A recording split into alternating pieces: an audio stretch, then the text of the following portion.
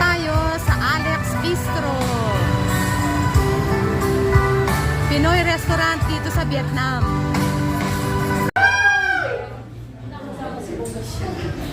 Hello dear! Aba, kumpleto! Ay, kumpleto!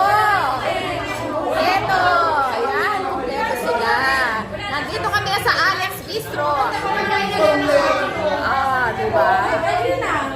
Ayan ang Madam CEO. At nandito rin sa Alex Bistro si Madam Manette Balon. Hi Manette Balon. Hi, Alulay. Hi, diba? Good evening. Kumusta naman po ang pagkain? Ang sarap. Kasi ang sarap ko. Pansin pa lang natitikman yan, ha? Iniumpisan niya na po ang paglalaro.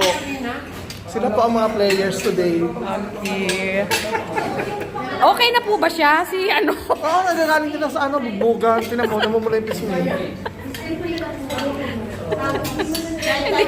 Masarap yung crispy pata nila. Talaga? Hindi ako kapag-comment.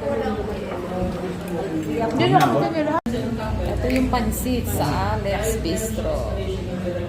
Sinigang na baboy sa Alex Bistro. Crispy pata sa Alex Bistro. Ito yung pinakbet sa Alex Bistro.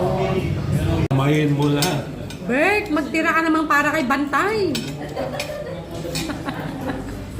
Ito yung tsura ng after disaster.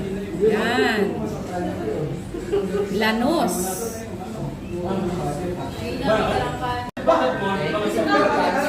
Ayan, nagme-makeup siya. At ating nakapanayam, si Alex mismo ng Alex Bistro. Ito po yung may-ari. Hello, mga ka-Aruray! Thank you for coming, Aruray, and bringing your friends. Thank you again sa support, ha? Lipat ka, bahay, Ang sabi ng may-ari ng Alex Bistro, mauuna daw itong darating dito. Para saan po ito, madam?